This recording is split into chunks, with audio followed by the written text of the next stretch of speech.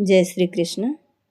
आज के इस वीडियो में हम आप लोगों के लिए लेकर आए हैं धनतेरस से जुड़ी संपूर्ण जानकारी कि धनतेरस के पूजन में माता लक्ष्मी की पूजा क्यों की जाती है, माता लक्ष्मी के पूजन में कौन कौन सी सामग्री होना अनिवार्य है, बाजार से उस दिन क्या क्या चीज़ें लाने से माता लक्ष्मी की कृपा बनी रहती है, धनतेरस के दिन कितने दीपक जलाने चाहिए, यम को दीपक क्यों जलाया जाता है, और साथ ही जानेंगे कि धनतेरस के दिन किसी को कौन सी चीज़ें देने से अपना नुकसान होता है। तो आइए जानते हैं।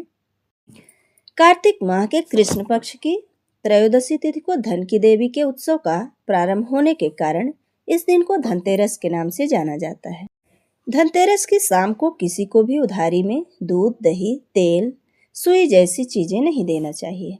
इतना ही नहीं, ये चीज़ें आपको खुद भी किसी और से नहीं मांगनी चाहिए। धार्मिक मान्यताओं के अनुसार ऐसा करने से आपके ग्रहों की चाल बिगड़ सकती है, जिसका आपको बड़ा ही खामियाजा उठाना पड़ सकता है। ऐसा माना जाता है कि धनतेरस से ही कार्तिक महीने के सबसे बड़े 5 दिवसीय त्योहार, जिसको दीपोत्सव कहते हैं, की शुरुआत होती है। ऐसी मान्यता है कि इसी दिन से घर में सुख, समृद्धि और ऐश्वर्य का आगमन होता है। ऐसा भी माना जाता है कि इस दिन कुछ चीजें खरीदना विशेष रूप से शुभ माना जाता है। धनतेरस का इंतजार घर की महिलाओं और बच्चों को खास तौर पर होता है, क्योंकि इस दिन घर की खरीदारी होती है। धनतेरस से लेकर कुछ नियम बताए गए हैं।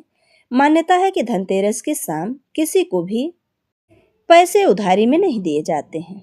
ऐसा करने से आपके घर की बरकत में रुकावट आ सकती है। साथ ही अपने पास पड़ोस में इस दिन चीनी यानी शक्कर उधार नहीं देना चाहिए, क्योंकि ऐसा माना जाता है कि चीनी का संबंध माता लक्ष्मी से है। माता लक्ष्मी को गन्ना अति प्रिय है। ऐसे में धनतेरस की शाम चीनी को अपने घर से बाहर न निकालें। रसोई में इस्तेमाल होने वाली एक बहुत ही साधारण चीज है नमक, लेकिन शास्त्रों में इसे धन की बरकत से जोड़कर देखा जाता है। धनतेरस की शाम अगर कोई आपसे नमक मांगने आए तो उसे उधारी में न दें। नमक समुद्र से प्राप्त होने वाली वस्तु है और माँ लक्ष्मी सागर का संबंध भी सभी जानते हैं। ऐसा कहा जाता है कि धनतेरस की शाम नमक उधार देने से आपके घर की बरकत रुक सकती है। ऐसी मान्यता है कि इस तिथि पर आयुर्वेद के जनक भगवान धन्वंतरि समुद्र मंथन से अमृत कलश लेकर प्रकट हुए थे। इसी कारण से हर वर्ष धनतेरस पर बर्तन खरीदने की परंपरा निभाई जाती है। कहा जाता है कि जो भी व्यक्ति धनतेरस के दिन सोने, चांदी, बर्तन, जमीन जायदाद की शुभ खरीदारी करता है, उसे 13 गुना की बढ़ोतरी मानी जाती है। अब आइए जानते हैं कि धनतेरस के दिन कौन कौन सी चीजें खरीदने से माता लक्ष्मी की कृपा हमेशा बनी रहती है। तो सबसे पहले सामग्री है भगवान गणेश और देवी लक्ष्मी की मूर्ति। ऐसा माना जाता है कि धनतेरस के दिन भगवान गणेश और देवी लक्ष्मी की मूर्ति भी घर में लानी चाहिए। मान्यता है कि इससे घर में पूरे साल भर धन और अन्न की कमी नहीं होती। दोनों देवी देवता धन और बुद्धि को बढ़ाते हैं। दूसरा सामान है नमक और खड़ा धनिया। तो धनतेरस के दिन खड़ी नमक की डरी जरूर खरीदना चाहिए। ऐसा माना जाता है कि इस दिन नमक घर में लाने से धन की बढ़ोतरी होती है और दरिद्रता का नाश होता है। इसके अलावा धनिया भी इस दिन घर में लाना चाहिए। साबुत धनिया लाने का काफी महत्व है। खड़े धनिये को पूजन के बाद अपने घर के आंगन और गमले में डाल देना चाहिए और कुछ धनिया अपने रसोई कक्ष में धनिये के पात्र में डालकर रख देना चाहिए। तीसरी मुख्य सामग्री है झाड़ू।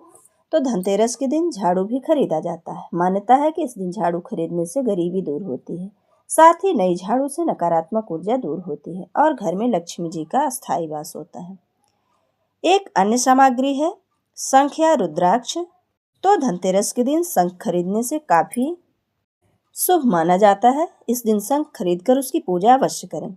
शास्त्रों के मुताबिक जिस घर में रोजाना पूजा के वक्त शंख बजाया जाता है, उस घर से माँ लक्ष्मी कभी नहीं जाती। साथ ही घर के संकट को भी दूर करती हैं।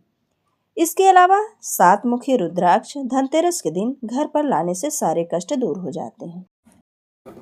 एक और अन्य सामग्री जो सोना चांदी है। धनतेरस के दिन धातु की खरीदी को काफी अहम माना जाता है।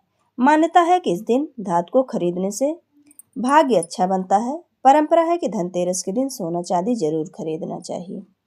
इस दिन बजट के मुताबिक सोना चांदी के सिक्के, गहने, मूर्ति जैसी चीजों को भी खरीदना शुभ माना जाता है। अन्य सामग्री कुबेर यंत्र। तो धनतेरस पर कुबेर यंत्र खरीदना भी शुभ माना जाता है। इसे अपने घर, दुकान के तिजोरी या फिर रैक में स्थापित करना चाहिए। इसके बाद 108 बार ओम यक्षाय कुबेराय वैश्रवाय धन धान्य धिपातये धन धान्य समृद्धि मम देहि दापय स्वाहा मंत्र का जाप करना चाहिए। इस मंत्र से धन की कमी का संकट दूर होता है। अन्य सामग्री है तावा। तो धनतेरस के दिन तावे की वस्तुएं या बर्तन लाने का काफी महत्व है। यह सेहत के लिए भी शुभ माना जाता है। साथ ही कांसे से बनी सजावटी वस्तुएं या बर्तन भी घर पर लेकर आ सकते हैं। अब आइए जानते हैं कि लक्ष्मी पूजन में कौन कौन सी सामग्री शामिल करना चाहिए। तो धनतेरस की पूजा में शास्त्रों के मुताबिक पूजन सामग्री के लिए पान का इस्तेमाल करें। पान के पत्ते में देवी देवताओं का वास माना जाता है, इसलिए धनतेरस और दिवाली की पूजा में इसका इस्तेमाल शुभ माना जाता है। दूसरी है सुपारी।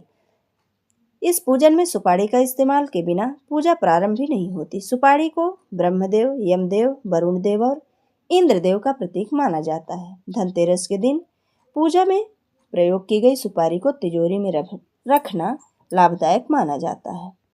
खील बतासा।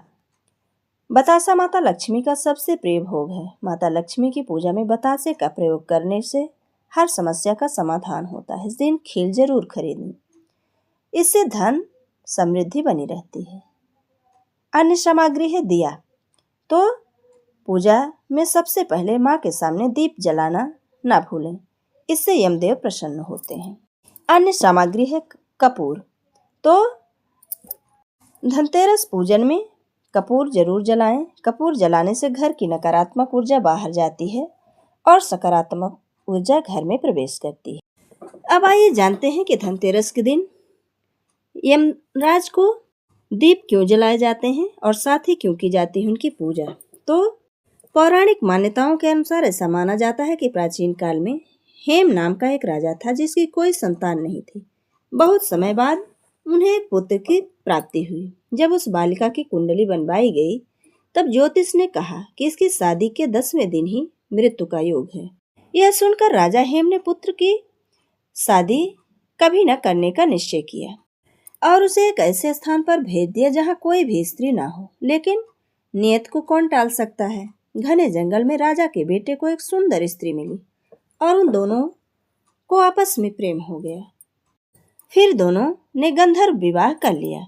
भविष्यवाणी के अनुसार विवाह के 10वें दिन यमदूत राजा के प्राण लेने पृथ्वी लोक में आए। जब वे प्राण ले जा रहे थे तब उसकी पत्नी के रोने की आवाज सुनकर यमदूत का मन दुखी हो गया। यमदूत जब प्राण लेकर यमराज के पास पहुंचे तो बेहद दुखी थे।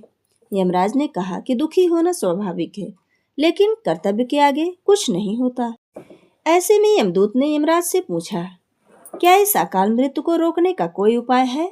तब यमराज ने कहा, अगर मनुष्य कार्तिक कृष्ण पक्ष की त्रयोदशी के दिन संध्या काल में अपने घर के द्वार पर दक्षिण दिशा में दीपक जलाए तो उसके जीवन में अकाल मृत्यु का योग टल जाएगा।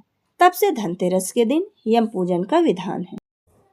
ये थी धनतेरस के विषय में संपूर्ण जानकारी। वीडियो अगर पसंद आए तो लाइक जरूर करें और मित्रों के बीच में शेयर करना बिल्कुल ना भूलें। जय श्री कृष्ण। धन्यवाद।